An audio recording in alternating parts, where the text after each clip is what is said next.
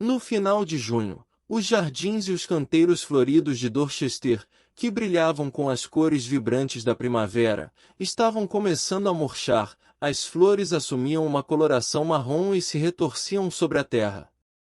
A umidade do ar estava aumentando e os becos na área central de Boston começavam a cheirar a comida podre, urina e mofo. Kevin disse a Coffey e Ramirez que ele e Erin iriam passar o fim de semana em casa, assistindo a filmes e cuidando do jardim. Coffey havia perguntado sobre a viagem a Provincetown e Kevin mentira, falando sobre o hotel onde haviam se hospedado e alguns dos restaurantes que haviam visitado. Coffey disse que já havia visitado todos aqueles lugares e perguntou se Kevin havia pedido bolo salgado de carne de caranguejo em um deles. Kevin disse que não, mas que pediria da próxima vez. Erin havia desaparecido, mas Kevin ainda procurava por ela por toda a parte. Não conseguia evitar. Quando dirigia pelas ruas de Boston e via um relance de loiro ou dourado nos ombros de alguma mulher, sentia seu coração preso na garganta. Procurava pelo nariz delicado, pelos olhos verdes e pela maneira graciosa de andar. Às vezes, ficava do lado de fora da confeitaria fingindo que estava esperando por ela. Já deveria ter conseguido encontrá-la, mesmo que ela tivesse lhe escapado na Filadélfia. As pessoas deixavam pistas. Documentos deixavam rastros. Na Filadélfia, ela havia usado um nome e um número de seguro social fajutos, mas aquilo não poderia durar para sempre. A menos que estivesse disposta a continuar morando em hotéis baratos e trocando de emprego a cada semana. Até este ponto, porém, ela não usará seu próprio número de seguro social. Um oficial de outra delegacia, que tinha contatos importantes, verificou para ele. Aquele oficial era a única pessoa que sabia sobre Erin ter desaparecido, mas manteve a boca fechada porque Kevin também sabia que ele tinha um caso com uma garota ainda menor de idade, que trabalhava como babá de seus filhos. Kevin se sentia sujo sempre que tinha que conversar com ele, porque o policial era um pervertido e deveria estar na cadeia. Afinal, a Bíblia diz que não haja imoralidade sexual entre vós. Entretanto, neste momento, Kevin precisava dele para poder encontrar sua esposa e trazê-la de volta para casa. Marido e mulher devem ficar juntos, porque fizeram seus votos diante de Deus e da família. Tinha certeza de que a encontraria em março. Estava certo de que ela apareceria em abril. Teve um forte pressentimento de que o nome dela surgiria em maio, mas a casa continuava vazia. Agora, junho havia chegado e seus pensamentos se encontravam dispersos, e às vezes, eram tudo que ele podia manter para continuar com a rotina dos procedimentos policiais. Era difícil se concentrar e a vodka não parecia mais ajudar tanto. Ele tinha que mentir para Coffey e Ramirez e se afastar deles enquanto os dois faziam comentários maldosos pelas suas costas. De uma coisa ele tinha certeza: ela não estava mais correndo. Não iria se mudar de um lugar para outro, ou de um emprego para o outro para sempre. Ela não tinha aquele perfil. Gostava de coisas bonitas e queria tê-las ao seu redor. E isso significava que Erin deveria estar usando a identidade de alguma outra pessoa. A menos que estivesse disposta a viver constantemente fugindo, ela precisava de uma certidão de nascimento real e de um número de seguro social válido. Hoje em dia, os empregadores exigem identificação, mas onde e como ela poderia ter conseguido assumir a identidade de outra pessoa? Kevin sabia que a maneira mais comum era encontrar alguém de idade similar que houvesse morrido recentemente, daí por diante, assumir a identidade do morto. A primeira parte era plausível, pois, apesar de tudo, Erin continuará fazendo visitas frequentes à biblioteca. Ele podia imaginá-la examinando os obituários nos arquivos de microfilme, procurando por um nome que pudesse roubar. Ela tramava planos e artimanhas na biblioteca enquanto fingia procurar livros nas estantes e fizera essas coisas mesmo depois de Kevin tê-la levado até lá durante seu horário de trabalho. Ele lhe dava carinho e gentilezas e ela retribuía com aquela traição. Ficava furioso ao pensar em como Erin ria dele enquanto fazia coisas assim. Imaginar aquilo o enfurecia tanto que pegou um martelo e estraçalhou o jogo de pratos e xícaras de porcelana chinesa que haviam recebido como presente de casamento. Depois de se acalmar, conseguiu concentrar-se no que tinha que fazer. Durante os meses de março e abril, Kevin passou horas na biblioteca, assim como ela teria feito, tentando encontrar a nova identidade que Erin estaria usando. Mas, mesmo que encontrasse o nome, como ela poderia ter conseguido os documentos? Onde ela estaria agora? E por que não havia voltado para casa? Aquelas eram as perguntas que o atormentavam e, às vezes, tudo era tão confuso que ele não conseguia parar de chorar. Sentia muita saudade, queria que ela voltasse para casa e detestava ficar sozinho. No entanto, outras vezes, pensar que ele o abandonara fazia com que Kevin pensasse no quanto ela era egoísta e tudo o que queria fazer era matá-la. Julho chegou e com ele o tempo quente como as baforadas de um dragão, quente, úmido e com um horizonte que tremulava como uma miragem quando visto à distância. O fim de semana do feriado da Independência havia passado e outra semana começara. O aparelho de ar-condicionado havia quebrado e Kevin não chamara um técnico para fazer o conserto. Sempre sentia dor de cabeça pelas manhãs, quando ia para o trabalho. Por tentativa e erro, Kevin descobriu que a vodka funcionava melhor do que os comprimidos de Tilenol, mas a dor continuava lá, fazendo suas têmporas latejarem. Não ia mais à biblioteca. Coffey e Ramírez perguntaram mais uma vez sobre sua esposa. Kevin disse que ela estava bem, mas nada além disso. E mudou de assunto. Ele ganhou um novo parceiro, Todd Vanert, recém-promovido, que não se importava em deixar que Kevin fizesse a maior parte das perguntas quando falava com as testemunhas e as vítimas. Aliás, o próprio Kevin não se importava com essa situação. Kevin lhe disse que, quase sempre, a vítima conhecia o assassino. Mas nem sempre de maneira óbvia. Ao fim de sua primeira semana de trabalho juntos, eles foram chamados até um apartamento a menos de 3 quarteirões da delegacia, onde encontraram um garoto de 10 anos que havia morrido por causa de um ferimento à bala. O atirador havia emigrado da Grécia recentemente e estava celebrando a vitória da seleção grega em um jogo de futebol quando disparou sua arma em direção ao chão. A bala atravessou o teto do apartamento de baixo e matou o garoto, que comia um pedaço de pizza. A bala perfurou o topo de sua cabeça e ele tombou para frente, batendo o rosto em cima da pizza. Quando viram o garoto, sua testa estava coberta de queijo e molho de tomate. A mãe do menino gritou e chorou por 2 horas e tentou agredir o grego nas escadarias, que já estava sendo levado para fora do prédio, algemado. Ela acabou se desequilibrando e rolando escada abaixo, e os policiais tiveram que chamar uma ambulância. Kevin e Todd foram para um bar depois do expediente, e Todd tentou fingir que podia esquecer o que havia visto. Entretanto, ele bebeu 3 cervejas em menos de 15 minutos. Disse a Kevin que havia sido reprovado na primeira vez em que prestara prova para ser promovido a investigador, antes de finalmente conseguir passar na segunda vez. Kevin bebeu vodka, mas, como Todd estava com ele, pediu ao barman que acrescentasse um pouco de suco de framboesas à bebida. Era um bar frequentado por policiais. Muitos policiais, preços baixos, pouca iluminação e mulheres que gostavam de se envolver com aquele tipo de homem.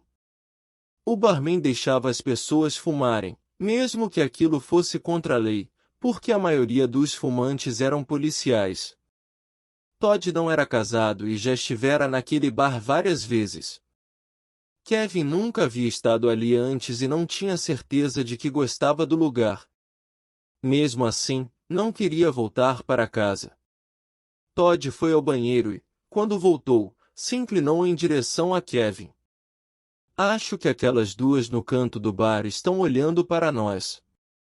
Kevin se virou. Assim como ele, as mulheres pareciam ter cerca de 30 anos.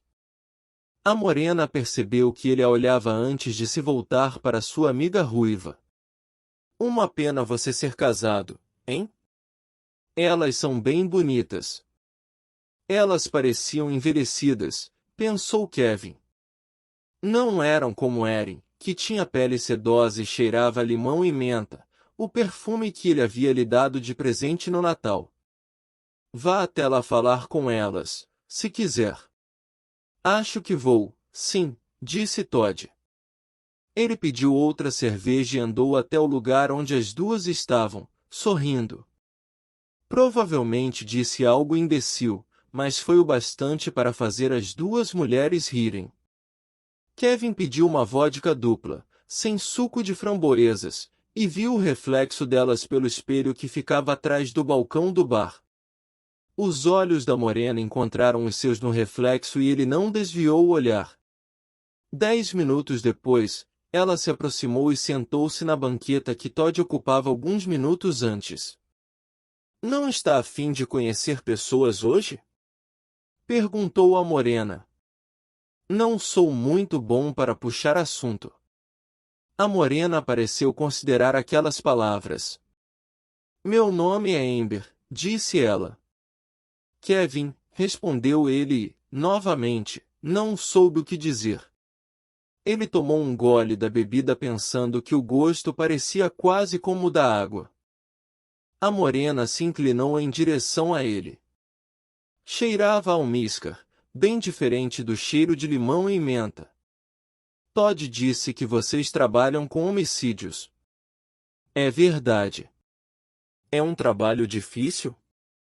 Às vezes, disse ele. Kevin terminou a bebida e levantou o copo. O barman lhe trouxe outro. E você? O que faz? Eu administro o escritório da confeitaria do meu irmão. Ele faz doces e produtos para restaurantes. Parece interessante. Ela lhe deu um sorriso cínico. Não parece, não, mas ajuda a pagar as contas, disse ela. O branco de seus dentes brilhou em meio à penumbra. Nunca vi você aqui antes. Foi Todd que me trouxe até aqui.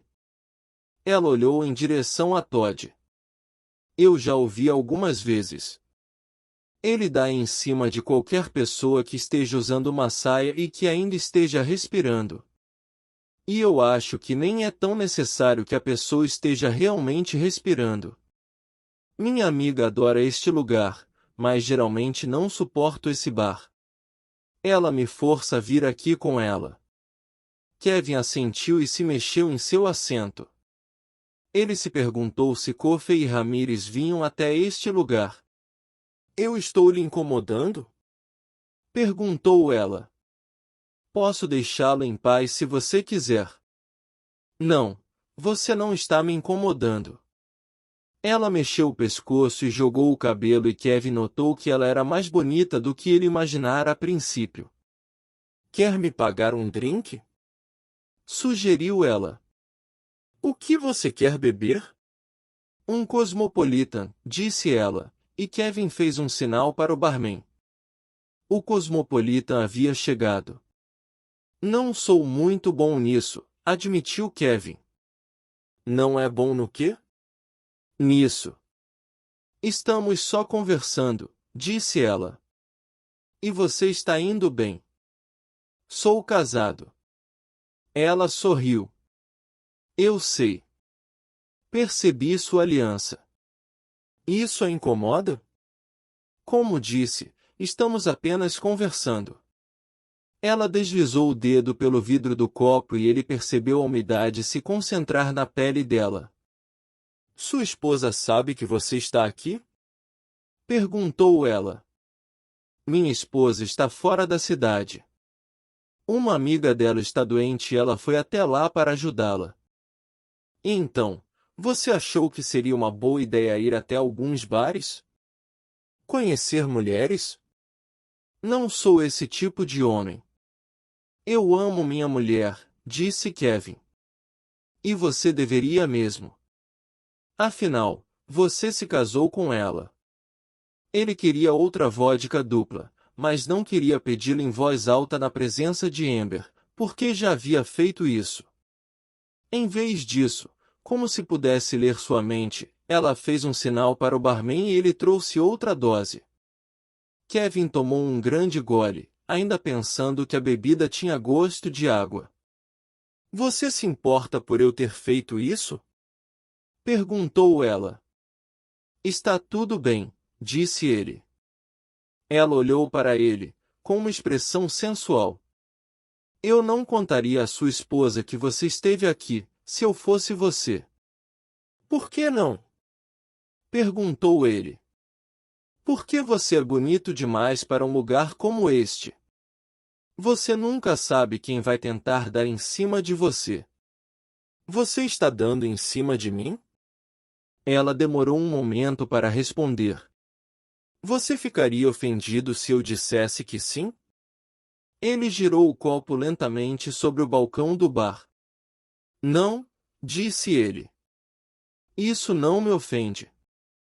Depois de beber e flertar por cerca de 2 horas, os dois estavam no apartamento de Amber. Ela percebeu que ele preferia ser discreto, e então lhe deu seu endereço. Depois que Amber e sua amiga saíram, Kevin ficou no bar com Todd por mais meia hora, antes de dizer a Todd que tinha que voltar para casa e telefonar a Erin. Enquanto dirigia, ele percebeu o mundo ficar embaçado nos limites do seu campo visual.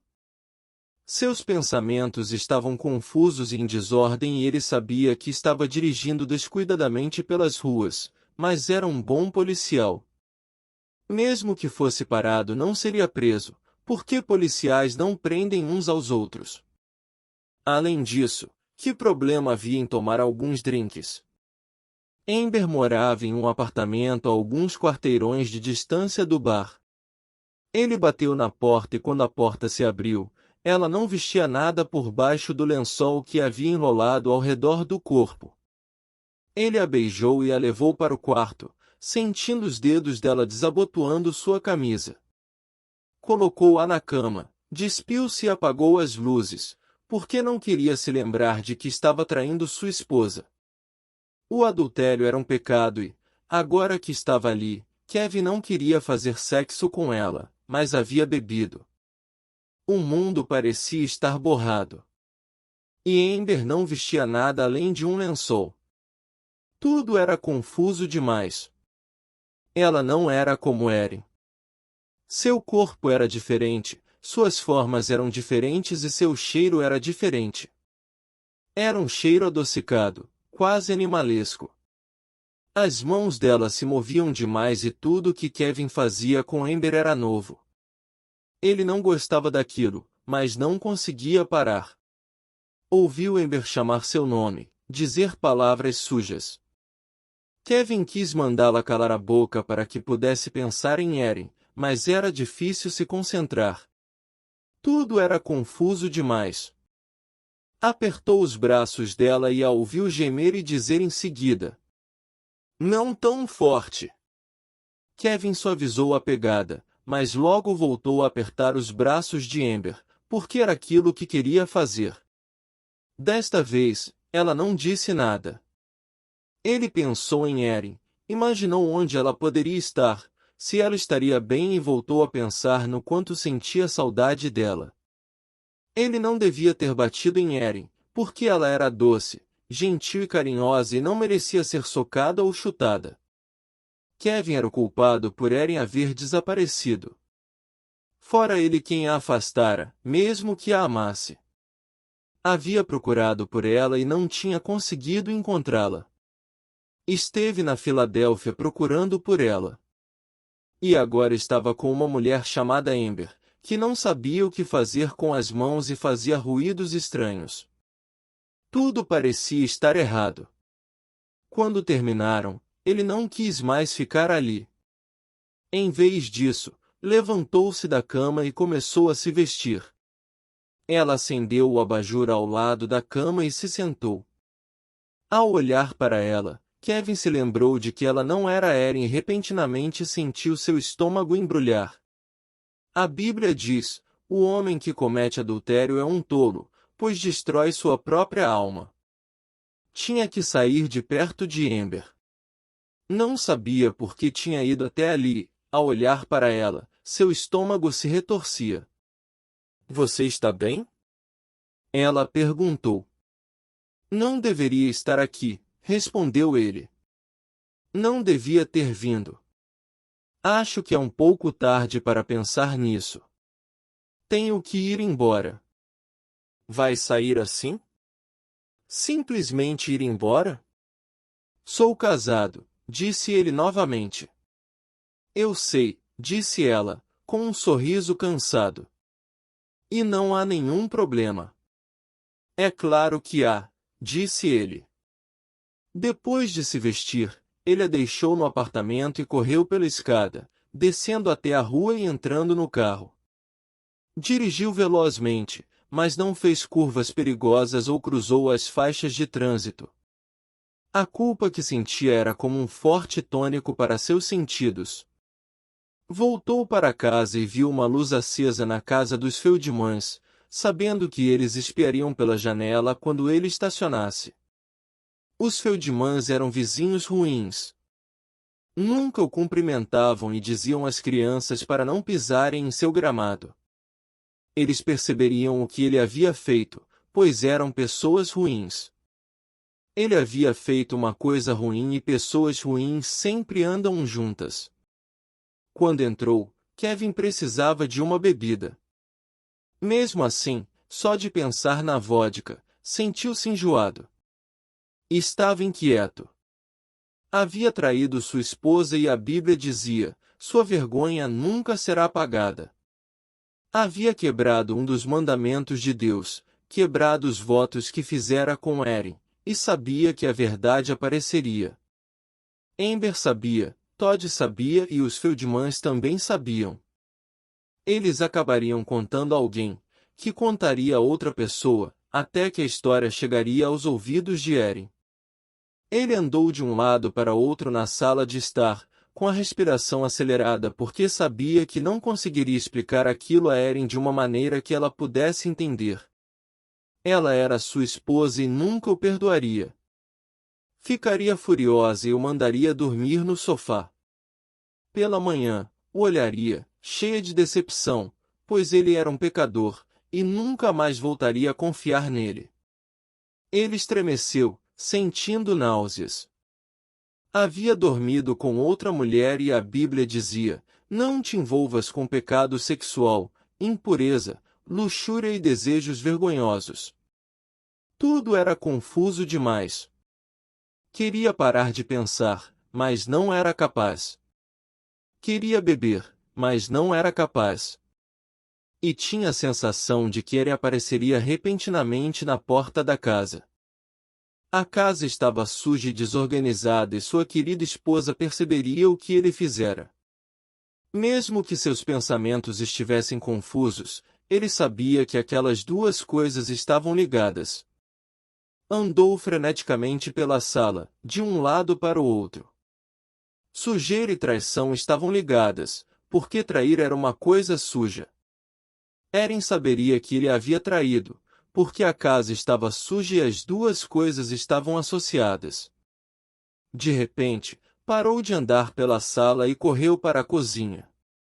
Lá, encontrou um saco de lixo debaixo da pia. Na sala, ajoelhou-se e rastejou pelo cômodo, enchendo o saco com as embalagens vazias de comida para a viagem, as revistas velhas, os talheres de plástico, as garrafas de vodka vazias e as caixas de pizza. Já passava da meia-noite e ele não teria que trabalhar na manhã seguinte. Assim, Kevin ficou acordado limpando a casa, lavando os pratos e passando o aspirador de pó que comprará para Erin. Limpou a casa para que ela não descobrisse o que ele havia feito. Sujeira e traição estavam associadas. Colocou as roupas sujas na máquina de lavar e, quando elas já estavam limpas, colocou-as na secadora. Em seguida, dobrou-as e guardou-as à medida que outra leva de roupas enchia a máquina. O sol nasceu e ele tirou as almofadas do sofá, passando o aspirador por baixo delas até que todas as migalhas desaparecessem. Enquanto trabalhava, ele olhava pela janela, sabendo que Erin poderia chegar em casa a qualquer momento. Esfregou o vaso sanitário, limpou as manchas de comida da geladeira e lavou o piso da cozinha. O alvorecer se transformou em manhã e a manhã já avançava em direção à hora do almoço. Kevin lavou os lençóis, abriu as cortinas e tirou o pó da moldura da foto do seu casamento. Aproveitou também para parar o gramado e jogou a grama cortada na lata do lixo. Quando terminou, saiu para fazer compras. Comprou peru, presunto, mostarda Dijon e pão de centeio fresco na padaria. Comprou flores e as colocou sobre a mesa. Acrescentou velas também. Ao terminar, ele respirava com dificuldade. Serviu-se de um copo grande de vodka gelada e sentou-se na cozinha para esperar por Erin. Ficou feliz porque limpar a casa e aquilo significava que Erin nunca saberia o que ele havia feito. Teriam o tipo de casamento que ele sempre quisera. Confiariam um no outro e seriam felizes. Ele a amaria para sempre e nunca iria traí-la. Afinal, por que ele faria algo tão desprezível?